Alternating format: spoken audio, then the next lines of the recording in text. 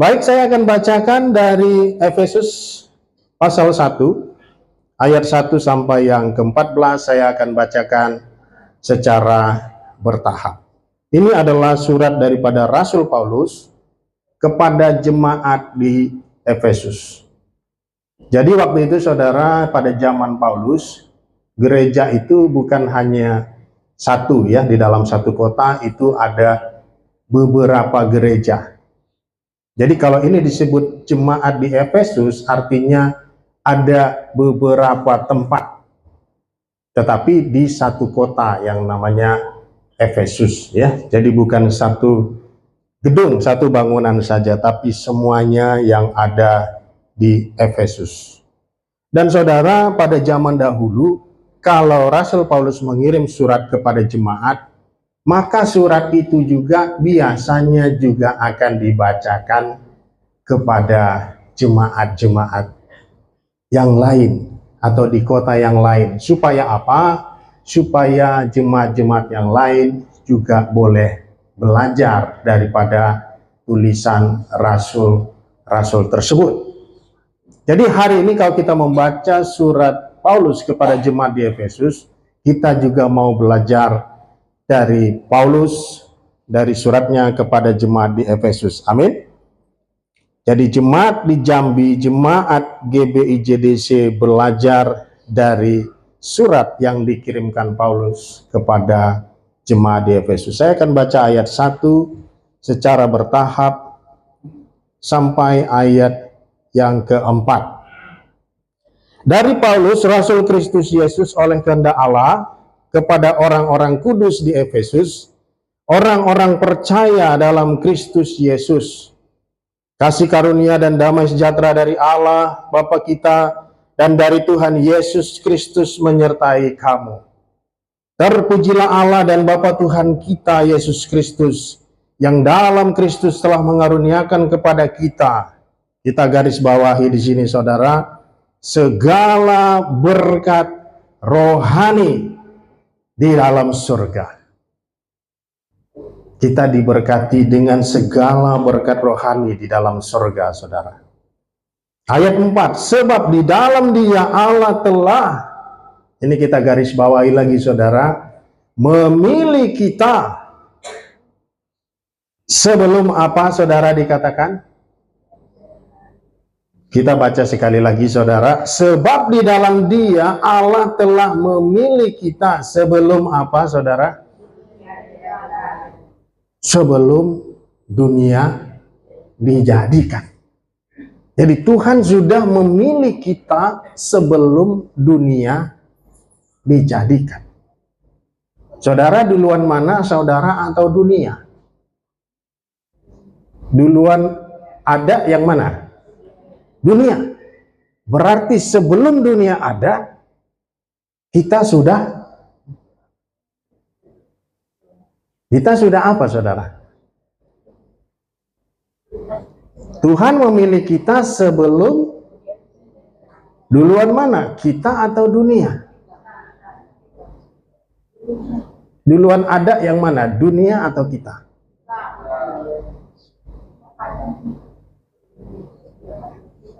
Dunia, betul? Tetapi Tuhan sudah memilih kita. Kita berikan kemuliaan buat Tuhan, amin. Beberapa orang tersenyum, iya juga ya, dunia duluan ada, tapi saya sudah dipilih. Bagaimana bisa? Saudara, Tuhan itu maha tahu saudara. Tuhan itu bisa lihat jauh ke depan. Tidak ada yang tersembunyi bagi Tuhan. Tuhan bahkan tahu kita akan lahir. Tuhan tahu kita akan eksis. Dan Dia sudah memilih kita. Bahkan sebelum kita lahir ke dunia ini. Artinya apa saudara? Artinya kita ini spesial.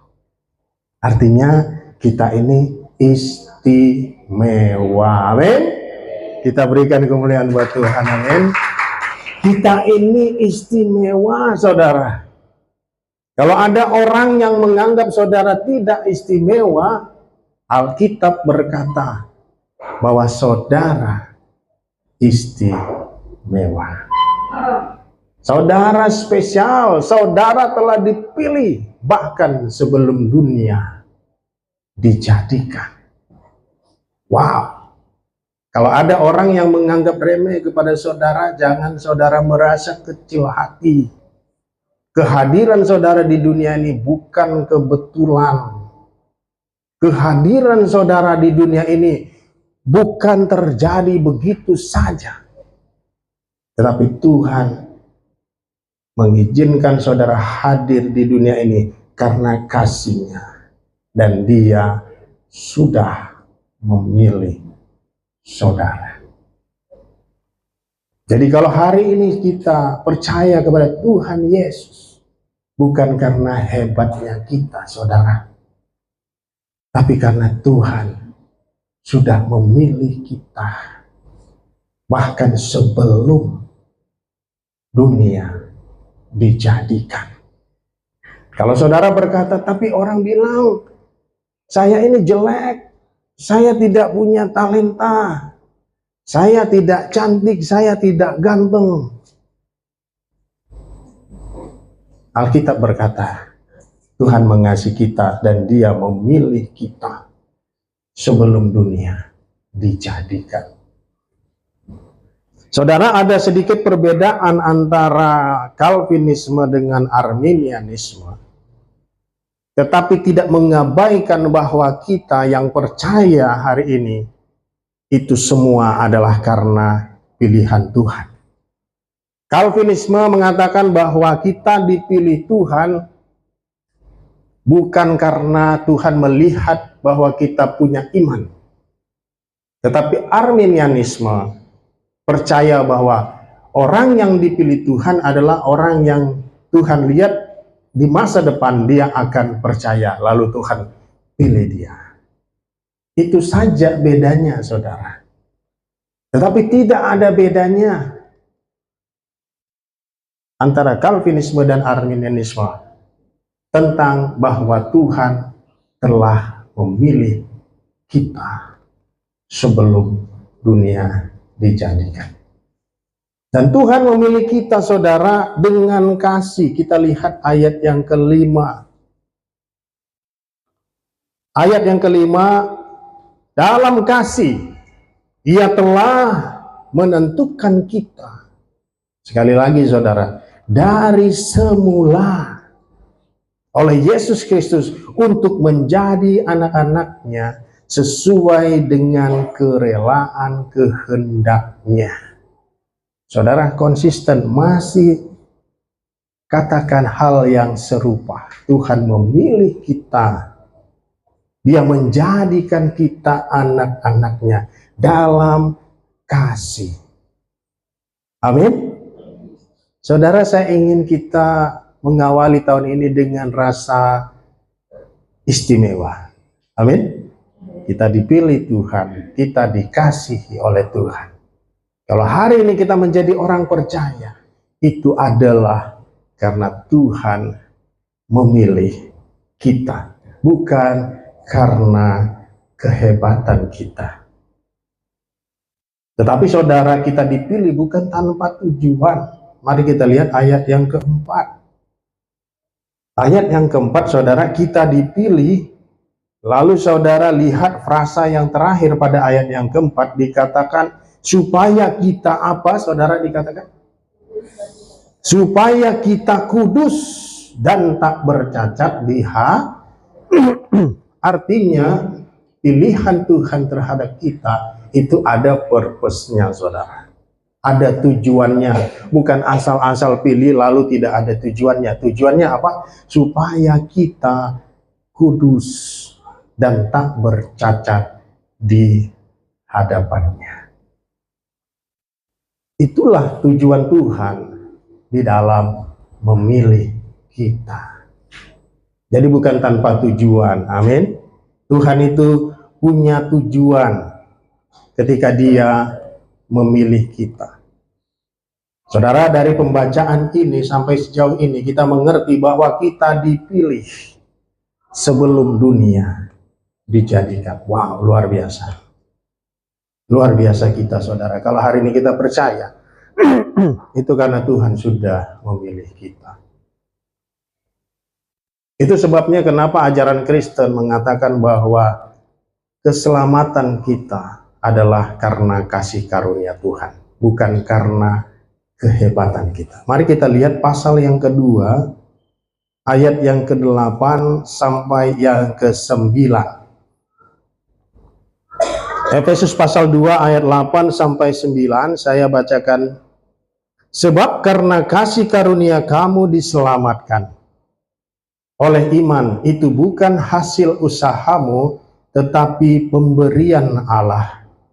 Itu bukan hasil pekerjaanmu, jangan ada orang yang memegahkan diri. Jadi saudara, kalau hari ini kita boleh percaya, kita selamat, itu karena kasih karunia Tuhan. Amin. Karena kasih karunia Tuhan, kita boleh percaya, kita boleh ada, kita boleh memuji Tuhan pada minggu pagi ini. Dikatakan di sini oleh iman. Jadi saudara, ketika Allah menganugerahkan keselamatan kepada kita, lalu kemudian kita meresponnya dengan iman, dengan percaya, saudara, lalu kita terakses kepada berkat-berkat rohani yang diberikan oleh Tuhan. Termasuk itu, relasi kita dengan Allah dipulihkan. Berkat-berkat rohani itu terakses oleh kita. Hal-hal yang baik dari Allah itu terakses oleh kita ketika kita meresponnya dengan iman. Termasuk itu penebusan, keselamatan, pengampunan dosa, semua kualitas-kualitas surgawi itu kita bisa terakses, saudara, ketika kita beriman kepada Tuhan. Saudara, itu sebabnya kenapa Rasul Paulus begitu senang ketika mengetahui jemaat Efesus itu beriman kepada Yesus. Mari kita lihat Efesus 1 ayat yang ke-15. Efesus 1 ayat 15. Karena itu setelah aku mendengar tentang imanmu dalam Tuhan Yesus dan tentang kasihmu terhadap semua orang kudus, ayat 16, aku pun tidak berhenti mengucap syukur. Kenapa, saudara? Karena Paulus tahu begitu beruntungnya kita sebagai orang percaya. Dia mengucap syukur, dia katakan, aku tidak berhenti mengucap syukur. Dia senang ketika jemaat percaya kepada Tuhan Yesus. Saya senang. Saya percaya kepada Tuhan Yesus. Saya senang saudara percaya kepada Tuhan Yesus. Kenapa, saudara? Karena dengan iman kita terakses kepada berkat-berkat rohani itu, kepada pengampunan itu, kepada penebusan itu, kepada keselamatan itu, kepada kualitas-kualitas yang diberikan Tuhan kepada kita terakses, saudara. Kita bisa mendapatkannya. Itulah mengapa kita harus yakin menghadapi tahun 2026 bahwa kita akan hidup lebih dan lebih baik. Amin. Kemuliaan buat Tuhan, amin. Kita percaya kita akan hidup dengan lebih baik lagi. Bukan hanya secara materi, bukan hanya secara ekonomi. Karena apa? Karena secara materi saja belum tentu bahagia, saudara. Banyak orang punya materi, banyak orang punya ekonomi yang luar biasa, tapi belum tentu bahagia. Tapi yang dikatakan di sini berkat-berkat rohani itu adalah kualitas-kualitas yang memang berasal daripada Allah, yang memberikan kita sukacita, yang memberikan kita kebahagiaan, yang memberikan kita hal-hal yang hebat luar biasa. dalam hidup kita. Amin. Kita terakses dengan itu ketika kita percaya kepada Tuhan. Itu sebabnya kenapa kita senang orang dibaptis. Amin. Kemarin Ibu Betty dibaptis. Kemuliaan buat Tuhan. Amin. Kita senang. Kenapa saudara? Karena dia terakses. Ketika dia respon dengan imannya, dia terakses dengan kasih karunia Allah. Dia terakses dengan berkat-berkat rohani. Dia terakses dengan penebusan, keselamatan. Sebagaimana dikatakan Yohanes 3:16. Karena begitu besar kasih Allah akan dunia ini, sehingga dia mengaruniakan anaknya yang tunggal, supaya setiap orang yang percaya. Dengan kita percaya, kita terakses, saudara, dengan berkat rohani daripada Tuhan. Kita akan tidak binasa, melainkan beroleh hidup yang kita terakses, saudara. Dan saudara percaya bukan karena kehebatan saudara, dikatakan Efesus pasal 2, tetapi karena kasih karunia Tuhan. Roh Kudus bekerja di dalam hidup saudara, lalu saudara merespon dengan iman, dan saudara terakses dengan kasih karunia itu. Kita ditebus oleh Yesus karena anugerah Tuhan oleh iman. Ditebus berarti dibenarkan, dikuduskan, dan dimuliakan. Dibenarkan itu, saudara, artinya secara hukum saudara tidak salah, tidak lagi dinyatakan salah, tetapi benar secara hukum. Itu sebabnya ketika kita percaya kepada Tuhan Yesus, nggak bisa kita dihukum. No condemnation, Roma pasal 8. Orang yang di dalam Tuhan Yesus tidak ada lagi penghukuman. No condemnation. Karena bukan karena hebatnya kita, tetapi karena Kristus telah membenarkan kita. Itu artinya dibenarkan. Saya mau kasih ilustrasi, saudara. Di depan sini saya mau ikut-ikutan Pak Gembala ya. Saya minta tolong kesediaan saudara Virgo, Pak Virgo, maju ke depan. Saya tahu ini spontanitas ya. Dan saya mohon kesediaan Pak Joshua. Saya agak take it for granted dengan mereka karena udah deket ya. Silakan Pak Joshua. Saya mau ikut-ikutan Pak Gem nih. Jadi ada drama-dramanya dikit nih Pak Gem ya. Jadi saya terinfluence dengan Pak Gembala ini. Jadi saya mau kasih tunjuk dibenarkan itu gimana ya. Ya silakan Pak Jos. Oke. Ini ilustrasinya begini saudara. Ilustrasi ini adalah tentang Jenderal Rusia. Jenderal Rusia itu punya satu area di mana mereka berkemah. Lalu beberapa anak buah berulang kali kasih tahu bahwa kita kecurian logistik makanan. Kecurian berkali-kali. Lalu jenderal itu mengatakan begini saudara, oke, kalian cari tahu, kalian selidiki, kalau ketemu kita hukum orang itu. Kita cambuk orang itu. Ya saudara, lalu kemudian mereka cari tahu, mereka selidiki saudara, mereka investigasi, akhirnya ketemu pencurinya saudara. Saudara tahu siapa pencurinya? Pencurinya adalah ibu jenderal itu sendiri saudara. Tapi jenderal itu harus komit, dia akan ngomong kalau dapat harus dihukum, harus dicambuk. Lalu apa yang dilakukan oleh jenderal itu? Ini yang mirip jenderal mana? Ini apa ini? Yang muda.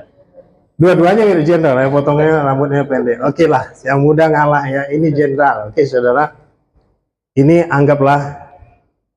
Ya ini tadi saya bilang take it for granted ya. Ini hanya ilustrasi ya, Pak Jos ya. Ibu ya. Ini seperti ibunya gitu ya. Lalu saya, oh sorry, ya ini jenderal ya. Lalu saya adalah algojo yang harus menghukum, cambuk. Lalu Algojo mau cambuk ibu. Oke? Nah, kemudian jenderal tahu kalau ibunya yang dicambuk, dia bisa mati lemas ya. Kemudian jenderal itu membuka jubahnya gitu ya, lalu peluk ibunya. Peluk. Lalu Algojo cambuk, saudara. Lalu jenderal itu terus protek keliling.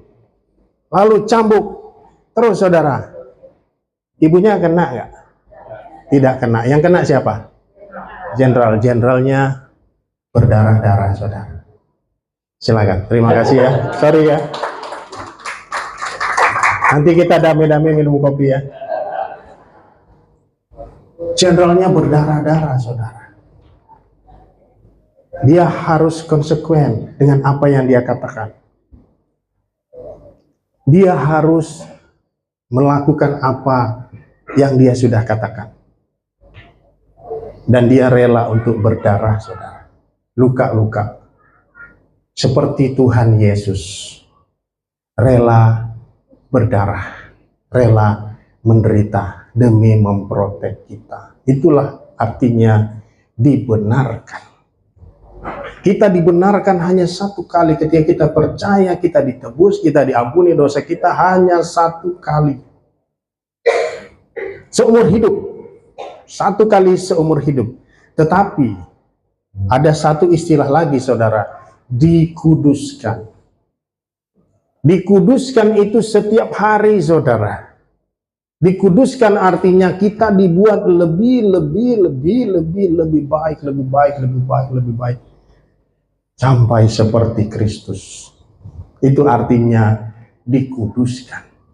Dimuliakan artinya nanti kalau kita mati, kita ditinggikan, kita dimuliakan, saudara. Kita diberikan tubuh surgawi, tubuh yang baru. Kemuliaan buat Tuhan, amin.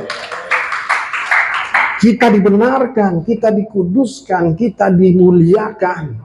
Itu sebabnya hidup orang Kristen itu nothing tulus. Seperti Paulus mengatakan, hidup untuk Kristus, mati adalah keuntungan. Nggak ada rugi-ruginya.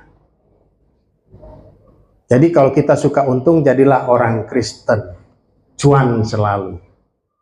Hidup cuan, mati cuan. Ya kan? Hidup untung, mati untung. Kalau kita hidup, kita untuk Kristus. Kalau kita mati, mati buat Tuhan.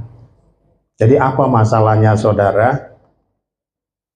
Seharusnya kita jangan bersedih, jangan berduka, selalu sukacita. Amin.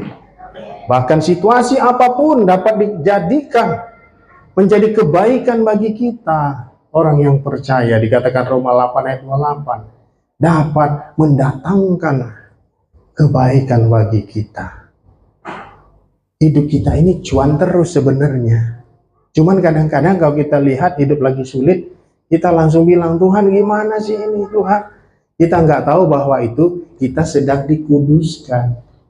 Kita nggak sadar bahwa kita sedang dibentuk. Kita tidak sadar bahwa kita sedang dipersiapkan. Kita tidak sadar bahwa kita sedang diperlengkapi. Saudara, Tuhan itu baik, saudara. Amin. Dibenarkan juga artinya relasi kita dipulihkan dengan Allah. Dibenarkan juga berarti bahwa kita dipersatukan dengan Allah. Dibenarkan juga berarti bahwa kita menerima semua berkat-berkat rohani di dalam surga. Kalau saudara sedang dikuduskan, sedang dibentuk, sedang dipersiapkan, sedang diperlengkapi, artinya saudara sedang diperbesar kapasitasnya untuk menerima berkat-berkat rohani itu, saudara. Itu sebabnya mengapa hidup Kristen itu pasti akan lebih baik dari waktu ke waktu. Amin. Kemuliaan buat Tuhan, amin. Kita katakan pasti lebih baik. Pasti lebih baik. Pasti, saudara. Pasti lebih baik. Kita pasti lebih baik. Bukan karena hebatnya kita katakan itu. Kita katakan pasti lebih baik karena Tuhan mengatakannya di dalam firman-Nya. Amin. Poin kita yang kedua tadi adalah ditebus oleh darah Yesus. Yang pertama, kita dipilih sebelum dunia dijadikan. Yang kedua, kita ditebus oleh darah Yesus. Yang ketiga adalah kita dimeteraikan dengan Roh Kudus. Saya akan bacakan ayat 13, saudara. Kita dimeteraikan. Nanti saya jelaskan apa artinya ini materai ya. Ayat 13 sampai 14. Di dalam Dia kamu juga, karena kamu telah mendengar firman kebenaran, yaitu Injil keselamatanmu, di dalam Dia kamu juga ketika kamu percaya. Apa dikatakan saudara? Dimeteraikan dengan Roh Kudus yang dijanjikannya itu. Ayat 14, dan Roh Kudus itu adalah apa dikatakan saudara? Jaminan bagian kita sampai kita memperoleh seluruhnya, yaitu penebusan yang menjadikan kita milik Allah untuk memuji kemuliaan-Nya. Saudara, dimeteraikan itu artinya dijamin. Jadi keselamatan saudara itu dijamin. Luar biasa. Kemuliaan buat Tuhan, amin. Dijamin saudara. Dijamin, hidup kita dijamin. Roh Kudus itu eksistensinya di dalam diri kita itu seperti jaminan. Itu seperti meterai. Makanya Roh Kudus di dalam diri kita itu Dia selalu membimbing, menuntun kita sampai akhir hidup kita, sehingga hidup kita terjamin. Amin. Kemuliaan buat Tuhan, amin. Hidup kita terjamin. Kita katakan sama-sama, hidup kita terjamin. Haleluya. Betapa istimewanya kita, saudara. Kita dipilih sebelum dunia dijadikan. Kita ditebus oleh darah Yesus. Kita dimeteraikan oleh Roh Kudus. Apalagi masalahnya? Enggak ada. Itu sebabnya kita perlu mengawali tahun ini dengan semangat, sukacita, yakin dan bersyukur, dan punya confident, keyakinan hidup kita akan lebih baik. Hidup kita akan lebih luar biasa lagi dalam berbagai aspek. Amin. Nah, itu sebabnya kenapa pada pasal yang keempat, kita lihat Efesus pasal 4, Rasul Paulus memulai dengan sebab itu.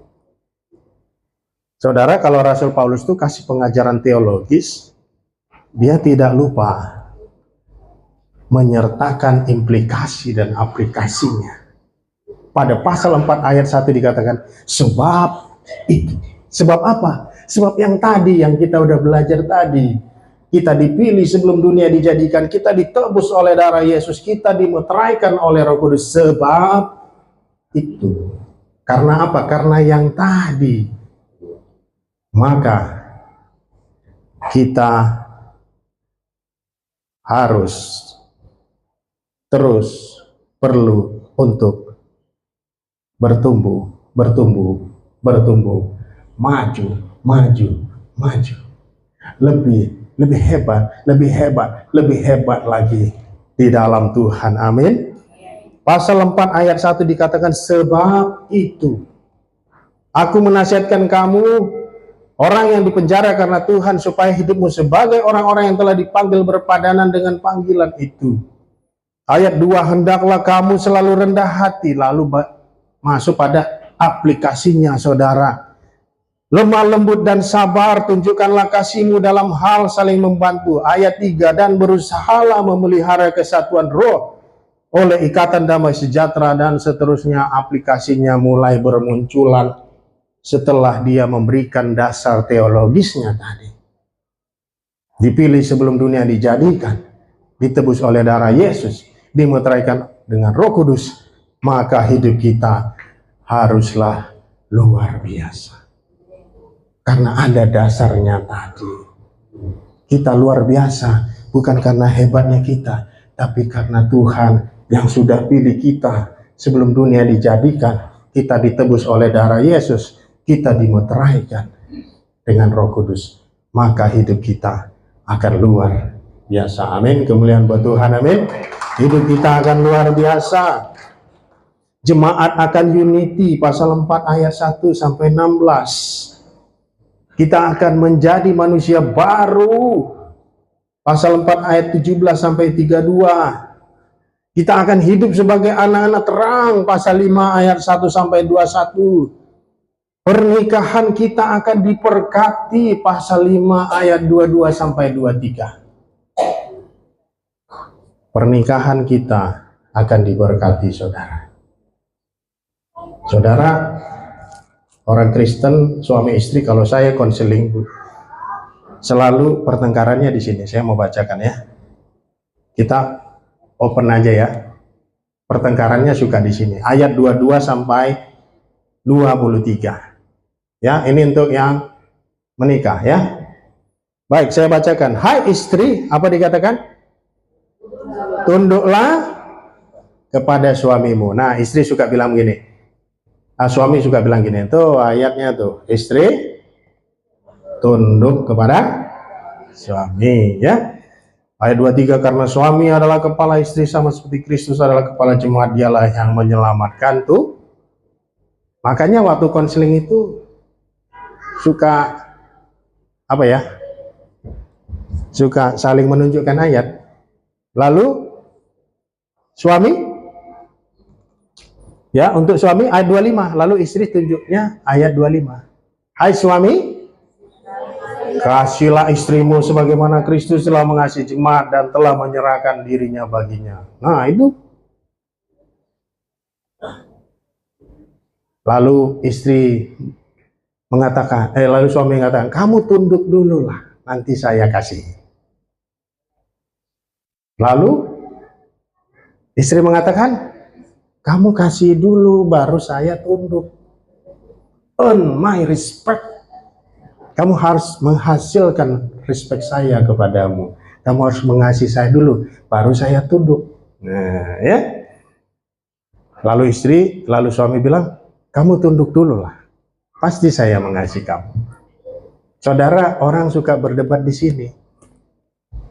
Tapi saudara tahu nggak? Karena mereka nggak baca ayat 21-nya.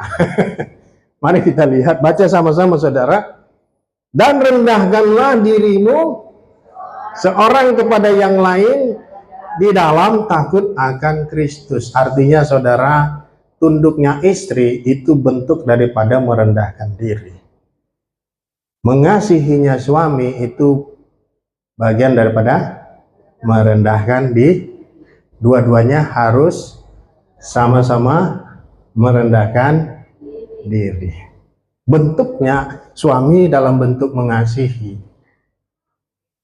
Istri bentuknya dalam bentuk tunduk, tapi sama-sama merendahkan diri, saudara. Pernikahan akan lebih baik, amin. Pernikahan semakin diberkati. Saudara yang sudah menikah, mari tanyakan bagaimana agar pernikahan saudara lebih baik di tahun 2026. Karena saudara, kalau kita tadi baca ayat tadi, sebenarnya kita sudah diberikan semua berkat rohani, termasuk relasi dengan pasangan itu. Cuman bagaimana kita perlu dipersiapkan, diperlengkapi untuk bisa mengakses berkat itu, saudara. Jadi sebenarnya berkat itu sudah ada. Memang benar keselamatan adalah anugerah Allah. Tetapi pertumbuhan kedewasaan, untuk mencapai kedewasaan rohani, kita perlu terlibat, saudara. Amin. Kita tidak terlibat dalam keselamatan kita, tapi kita terlibat dalam pertumbuhan rohani kita.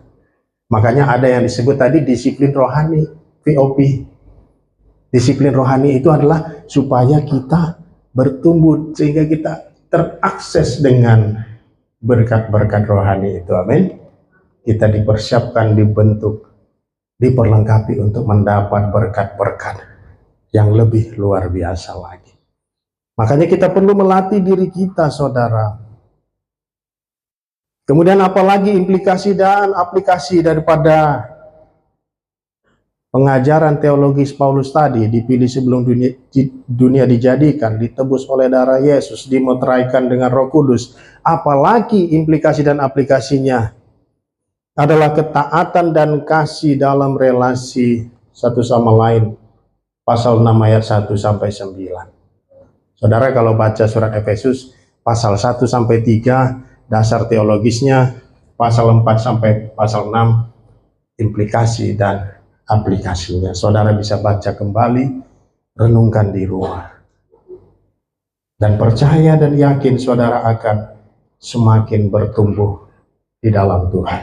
Tapi kita perlu terus berlatih di dalam hidup kita. Amin. Penting untuk berlatih saudara dan memperlengkapi diri. Pasal 6 ayat 10 sampai 20. Pasal 14 ayat 15. Pasal 6 ayat 14 sampai 15. Ya, saya bacakan saudara. Jadi berdirilah tegak, berikat pinggangkan kebenaran, dan berbaju jirahkan keadilan. Ayat 15. Kakimu berkasutkan kerelaan untuk memberitakan Injil damai sejahtera. Artinya apa saudara?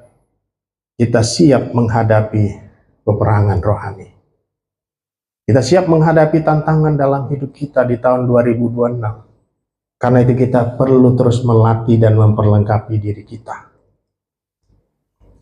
Ayat 17 berbicara tentang firman Allah. Kita perlu membaca Alkitab. Saya bersyukur jemaat kita semangat membaca Alkitab, amin. Bahkan remaja-remaja sudah mulai posting bacaan Alkitabnya, amin. Kita berikan kemuliaan buat Tuhan, amin. Tetap terus membaca Alkitab, amin. Saya mohon maaf, saya tidak bisa mengikuti pembacaan Alkitab seperti itu karena saya punya metode yang lain, saudara. Tapi saya tetap membaca Alkitab saya setiap hari. Dan saya ingin saudara ikutlah bacaan Alkitab yang ada di grup WhatsApp GBI-JDC, amin. Terus ikuti saudara, itu bagus sekali. Dan saya rekomendasi saudara untuk mengikutinya. Saudara juga bisa membaca postingan-postingan daripada saudara-saudara yang lain. Penting untuk apa lagi saudara? Mengikuti pengajaran Alkitab. Pasal 6 ayat 17.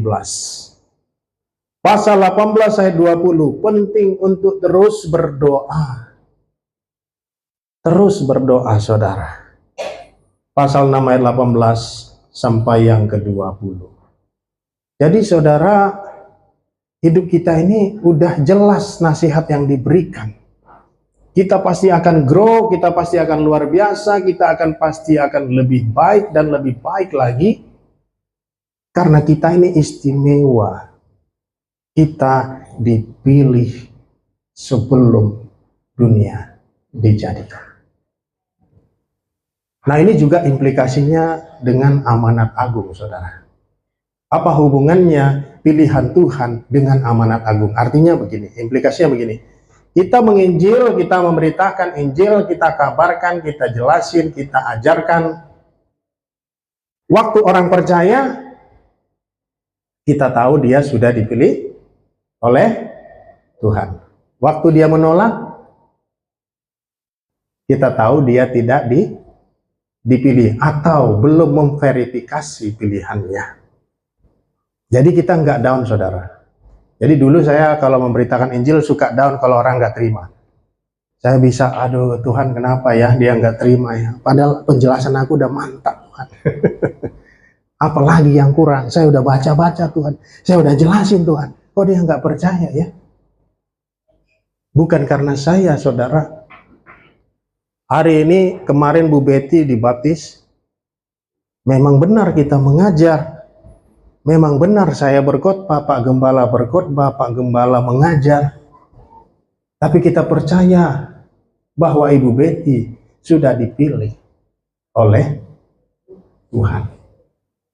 Kita yang percaya hari ini, kita sudah dipilih oleh Tuhan. Itu implikasinya. Kalau saudara mau lebih jelas lagi, lihat pasal 6 Yohanes, saudara. Dalam Yohanes pasal 6 banyak orang ikut Yesus. Kemudian Yesus bilang, kamu kan mau datang sini kan cuma mau cari roti kan? Bukan mau cari saya, bukan lihat tanda-tandanya bahwa saya ini adalah Mesias. Lalu mereka tidak happy dengan jawaban Tuhan Yesus, lalu mereka mundur, lalu Tuhan Yesus bilang, nanti saudara baca Yohanes pasal 6. Tuhan Yesus katakan bahwa kalau tidak ikut dia, itu karena tidak dipilih, saudara. Nanti saudara bisa baca Yohanes pasal 6. Atau kalau mau saya bacakan boleh, ya. Yohanes 6. Nanti lupa, ya. Oke, kita lihat Yohanes pasal 6. Ini karena improvisasi bisa ketemu, bisa enggak ya? Bisa, pasti bisa, ya. Yohanes 6 ayat yang ke-65 sampai 66 kita baca bersama-sama, saudara. 3, 2, 1. Lalu ia berkata, sebab itu telah kukatakan kepadamu, tidak ada seorang pun dapat datang kepadaku kalau Bapa tidak mengaruniakannya kepadanya. Ayat 66, mulai dari waktu itu banyak murid-muridnya mengundurkan diri dan tidak lagi mengikuti dia. Kalau kita ikut Tuhan, kalau kita percaya pada Tuhan, itu karena Bapa sudah memilih kita, saudara. Makanya kalau kita memberitakan Injil, kita semangat aja. Kita dipakai oleh Tuhan untuk memverifikasi yang mana yang sudah dipilih Tuhan ini. Kalau tolak kita, ya sudah, mungkin dia enggak dipilih oleh Tuhan. Atau belum tervalidasi, terverifikasi dengan imannya. Dengan respon imannya, saudara. Saudara, itu yang dapat saya bagikan kepada kita. Semoga kita semakin siap menjalani tahun 2026. Amin. Kita tutup di dalam doa. Terima kasih Tuhan. Kami bersyukur atas berkat-Mu, atas anugerah-Mu. Begitu istimewa kami Tuhan. Kami boleh memahami keistimewaan kami. Dan biarlah tahun ini kami akan lakukan yang terbaik untuk terus bertumbuh. Karena Tuhan, Engkau sudah memilih kami, Engkau sudah menebus kami, dan memeteraikan kami dengan Roh Kudus. Biar kami semangat menjalani tahun ini Tuhan, biar kami bersuka cita melakukan yang terbaik. Dan kami siap untuk menerima berkat-berkat rohani dari dalam surga. Persiapkan kami, perlengkapi kami Tuhan, untuk dapat mengakses semua berkat-berkat itu. Terima kasih Bapa.